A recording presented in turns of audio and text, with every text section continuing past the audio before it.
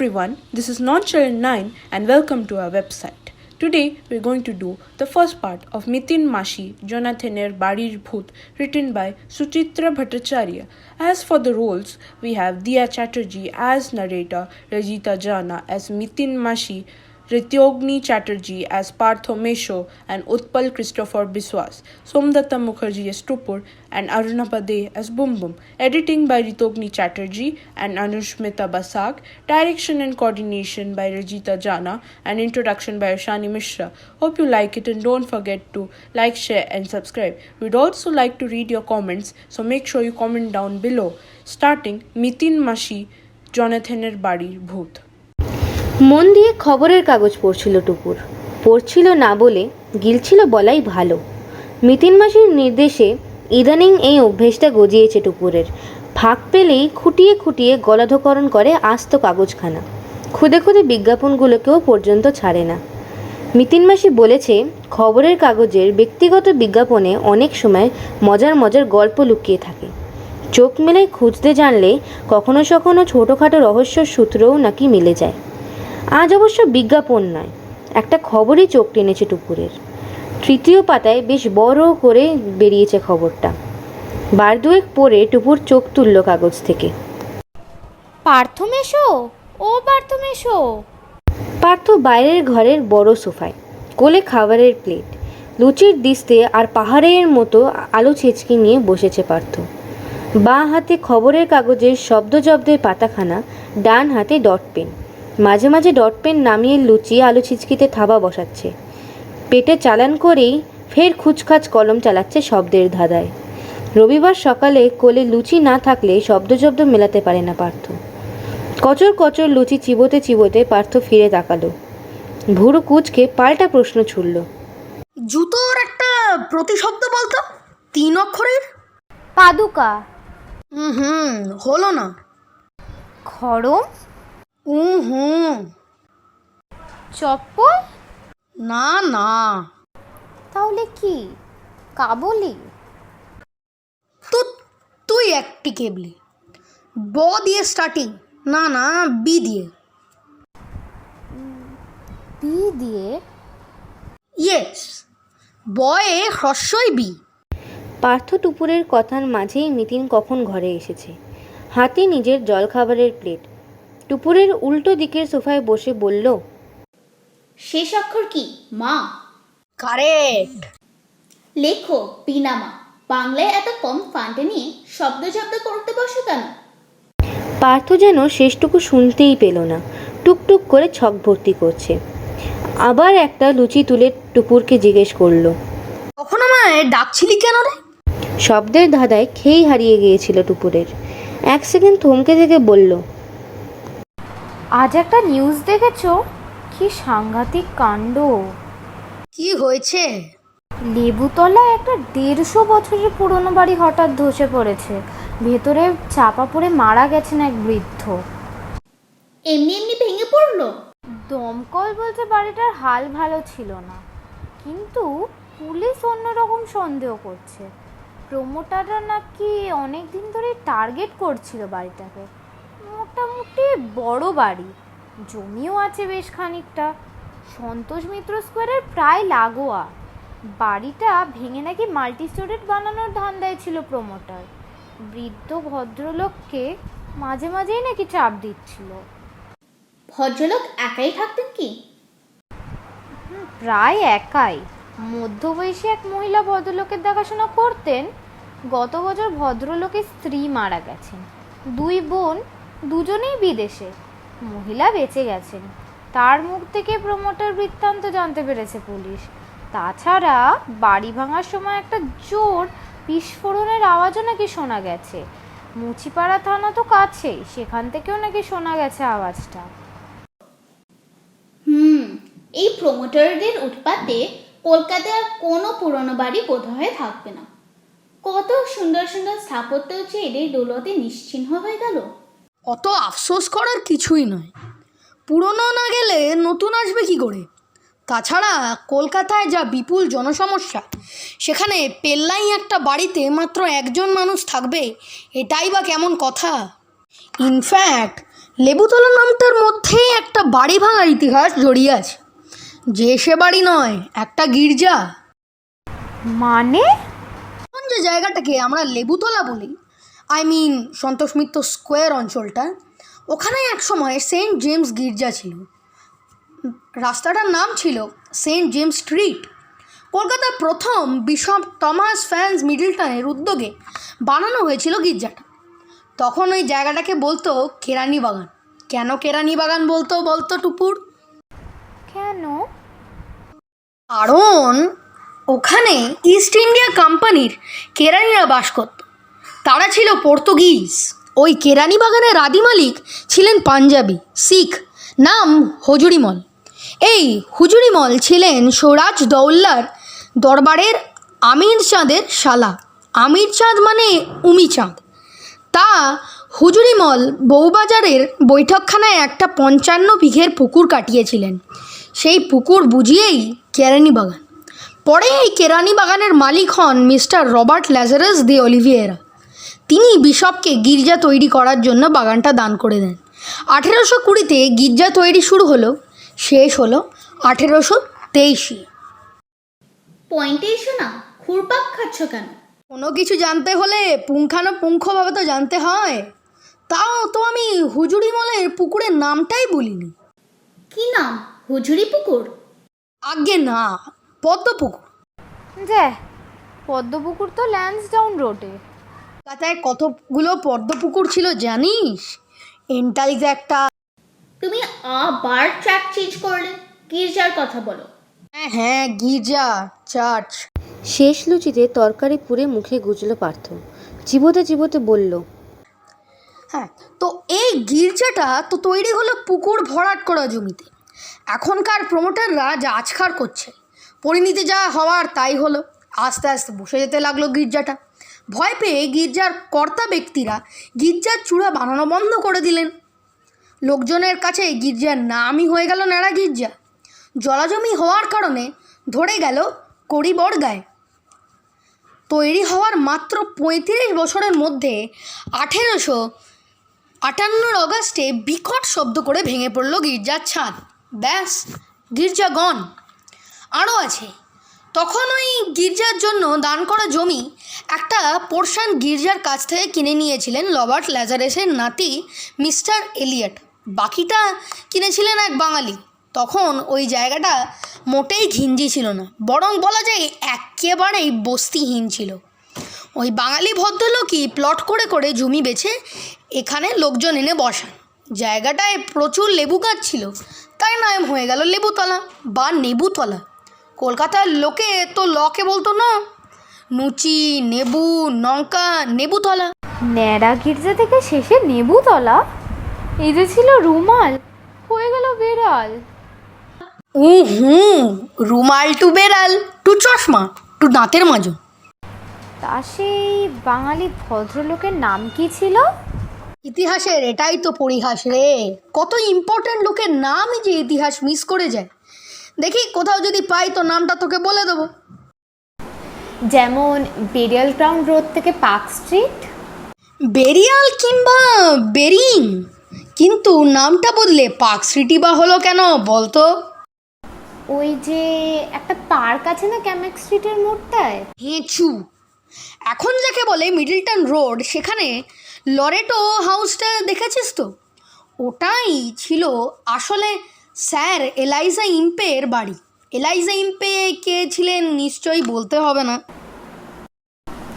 Warren হেস্টিংয়ের বন্ধু, supreme কোর্টের প্রধান বিচারপতি। ইলাইজা ইম্পের সঙ্গে চক্রান্ত করে তো ওয়ারেন হেস্টিংস মহারাজা নন্দকুমারের ফাঁসি দিয়েছিলেন। পরে দেশে ফিরে গিয়ে এর জন্য ইলাইজা ইম্পে সাজাও পেয়েছিলেন। শেষ জীবনটা খুব কষ্টে কেটেছিল ইম্পের। ব্রাভো! ইতিহাসে তো তুই লেটার পাবি রে। তা এই ইলাইজা ইম্পের বাড়ির চারিদিকে ছিল এক বিশাল পার্ক। সেখানে হরিণ টরিণও থাকতো। লোকে বলতো ডিয়ার পার্ক।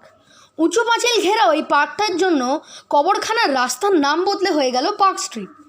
তারপর ধর এখন বেলেঘাটায় যেখানে কমার্শিয়াল ট্যাক্স অফিস, ঠিক ওইখানটায় ভিজিয়ানা গ্রামের মহারাজার প্রাসাদ ছিল। সেই প্রাসাদটারও ইতিহাস কম ইন্টারেস্টিং নয়। অরিজিনালি ওটা ছিল কালীপ্রসাদ দত্তের বাগান বাড়ি। তিনি বাড়িটি দান করেন এক মহিলাকে। সেই মহিলাকে বিয়ে করেন মুন্সিবাজারের মালিক মুন্সি আমির। তাদের বংশধর বাড়িটাকে বেচে দিয়ে ভিজিয়ানার গ্রামের রাজাকে। ওই বাড়ির 2-3টি বাড়ি পরেই আছে মুন্সি আমিরের বংশধর শেখ নবাব হোসেনের বাগান বাড়ি। তুমি থামবে? তুমি যে আজকাল মন দিয়ে কলকাতার ইতিহাস পড়ছো আমরা বেশ মালুম পাচ্ছি, কিন্তু এবার যে তোমায় একটু গাত্রোত্থান করতে হয়। কেন? বাজার যাবে না? মেয়েটা মাসির বাড়ি বেড়াতে এসে শুধু গান খেয়ে পেট ভরবে? কী রে টুকু, কী খাবি আজ? চিকেন, মাটন, ইলিশ, চিংড়ি? আনো না, যা হয় কিছু।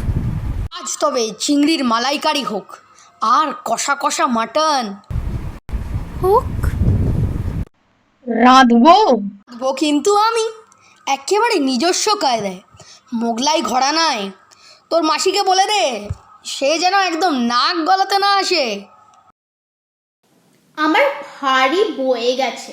ভালোই হলো, আজ তাহলে ঝাড়া হাত পা হয়ে ঘরদোরগুলো একটু গুছিয়ে ফেলি। টুপুর তো আছে, আমি হেল্প করবে। মিতিন মাসির কোনো কাজে সহকারী হতে টুপুরের কোনো মাত্র আপত্তি নেই, সে গোয়েন্দাগিরিই হোক কি নিছক ঘরোয়া কাজ। সত্যি বলতে কি, এই জন্যই তো গরমের ছুটি পড়তে না পড়তে মিতিন মাসির বাড়ি চলে আসা। সর্বক্ষণ মিতিন মাসির গা ঘেঁষে থাকবে, প্রতি পদে কিছু না কিছু শিখবে। আর এর মধ্যে যদি জম্পেস একটা কেস এসে পড়ে তা কথাই নেই, ছুটিটা সার্থক হয় টুপুরের। গত বছর সারান্ডা বেড়াতে গিয়ে দারুণ অভিজ্ঞতা হয়েছিল। সেই চোরা হাতি শিকারীকে ধরার কথা মনে পড়লে এখনও টুপুরের গায়ে কাটা দেয়। এবছর অবশ্য বেরোনোর সম্ভাবনা নেই বললেই চলে। পার্থমেশ্বর প্রেসে হুট করে অনেক কাজ এসে গেছে। এখন পার্থমেশ্বর পক্ষে 2-3 দিনের জন্যও কলকাতা ছাড়া অসম্ভব। আর টুপুরের বাবা তো এবছর বেজায় ব্যস্ত। ইউনিভার্সিটির হেড এক্সামিনার হয়েছেন অবনী, রাশি রাশি দর্শনের খাতা সামলাচ্ছেন, পরীক্ষকদের বাড়িতে ডেকে ডেকে খাতা বিলি করছেন। এখন তাকে কে নড়াবে? টুপুরের মারও শরীরটা ভালো যাচ্ছে না, হাঁটু কোমরের ব্যথা বেশ বেড়েছে। গরমের ছুটিটা কলকাতায় কাটানো ছাড়া টুপুরের এবার কোনো উপায় নেই। পার্থ চা খেয়ে বেরিয়ে গেল বাজারে। মিতিনও কাজে নেমে পড়েছে টুপুরকে নিয়ে। বসার ঘরে জিনিসপত্র বেশি দিন একভাবে রাখা পছন্দ করে না মিতিন, তাতে নাকি একঘেয়েমি এসে যায়। মাসিবঞ্জি ধরাধরি করে ঘোরাচ্ছে সোফা কভারগুলোও খুলে ফেলল মিতিন, অন্য আর এক সেট লাগাবে। 3খানা পাতাবাহারের টব রাখা আছে বাইরের ঘরে, সেগুলোকেও ঠাইনাড়া করলো। এখানে সেখানে বসেই দেখছে মানাচ্ছে কিনা। কাজের মাঝেই ডোরবেল, দরজা খুলতেই হা হা করে ঢুকে পড়ল বুমবুম, সঙ্গে ভারতী। এ বাড়িতে মাস 3 হলো কাজে ঢুকেছে ভারতী। ক্যানিং লাইনের ঘুটিয়ারি শরীফের মেয়ে, বয়স বছর 20। তেমন একটা চটপটে নয় বটে, তবে বুদ্ধি আছে, বেশ তাড়াতাড়ি শিখে নিচ্ছে কাজকর্ম। বুমবুমের সঙ্গে তার মোটামুটি পটেও গেছে। বুমবুমের স্কুল, কুংফু ক্যারাটে ক্লাস, বিকেলের পাঠ, সর্বত্রই সে 5 বছরের বুমবুমের সঙ্গী। বুমবুম হা হু করে ক্যারাটে প্র্যাকটিস করে চলেছে। টুপুর জিজ্ঞাসা করলো, কি রে, তোর নাকি 9:30 অবধি ক্লাস? 9:15টার মধ্যে চলে এলি যে? বুমবুম কিম্ভূত পোজ করে শূন্যে পা তুলে বলল, আজ আমায় তাড়াতাড়ি ছুটি দিয়ে দিল। সঙ্গে সঙ্গে ভারতী হাউমাউ করে উঠেছে। না গো বোন, মিছে কথা, ওকে তো আজ ক্লাস থেকে বের করে দিয়েছে। সে কি? কেন? হাত পা ছড়ে খেলতে খেলতে একটা ছেলের পেটে ক্যাট করে ঘুষি মেরে দিয়েছে। ও মা, তাই? কেন মেরেছো বুমবুম? মানিনি তো, কুংফু ক্যারাটের সঙ্গে দীপকে একটু বক্সিং শেখাচ্ছিলাম। দাঁড়াও, এবার আমি তোমাকে অভ্যাস করা শেখাচ্ছি। শুনেই বুমবুম সামনে থেকে তাকে পাকড়াও করতে পিছনে ধাওয়া করেছে মিতিন। টুপুর আর ভারতী ফিক ফিক হাসছে। তখনই ফোনটা বেজে উঠল। টুপুর গিয়ে রিসিভার তুলেছে। হ্যালো। ওপরে এক পুরুষ কণ্ঠ। এটা কি পার্থপ্রতিম মুখুজ্জের বাড়ি? হ্যাঁ, কিন্তু উনি নেই এখন, বেরিয়েছেন। উনি কখন ফিরবেন? বাজারে গেছেন তো, 1/2 ঘন্টা 40 মিনিট দেরি হবে। ও আচ্ছা। ফিরলে কিছু বলতে হবে? হ্যাঁ মানে না, মানে আমি একটু পরে আবার ফোন করছি। আপনার নামটা জানতে পারি? উৎপল, উৎপল ক্রিস্টোফার বিশ্বাস। আমি আর পার্থ একসঙ্গে কলেজে পড়তাম। ও আচ্ছা, আমি মেশোকে নিশ্চয়ই বলবো। ফোনটা রেখে দিতে যাচ্ছিল টুপুর, ও প্রান্ত আবার বলে উঠল, আচ্ছা, পার্থর মিসেস কি বাড়িতে আছেন? আই মিন যার ডিটেকটিভ এজেন্সি আছে। হ্যাঁ হ্যাঁ, উনি আছেন, ডেকে দেবো? প্লিজ। যদি হয় না উনি খুবই বিজি থাকেন। 1 মিনিট ধরুন। রিসিভার সন্তর্পণে ক্রেডেলে নামিয়ে রাখল টুপুর। মিতিন মাসি তাকে শিখিয়েছে, বাইরে থেকে ফোন এলে এভাবেই নামিয়ে রাখতে হয় রিসিভার।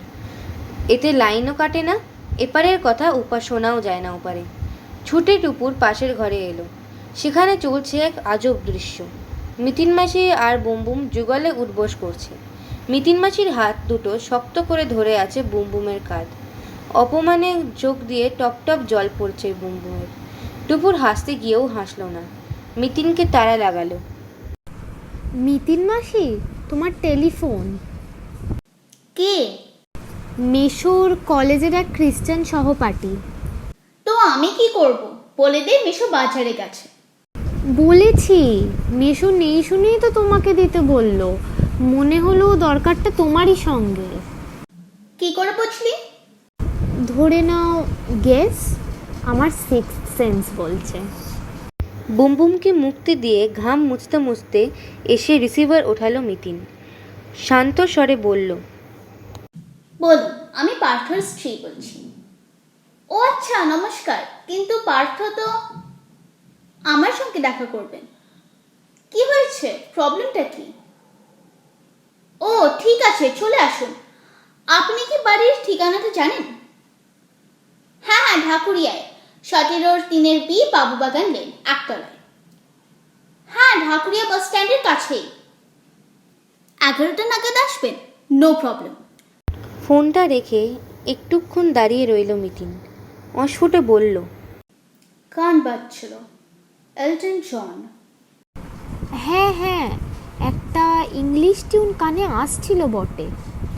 যে সে গান নয়, সেই বিখ্যাত গানটা প্রিন্সেস ডায়ানা মারা যাওয়ার পর এলটন জন যেটা কম্পোজ করেছিলেন। আচ্ছা, আর কিছু টের পেয়েছিস? কি বলো তো? কুকুর আছে বাড়িতে, সম্ভবত ল্যাপডগ। ডাক শোনা যাচ্ছিল।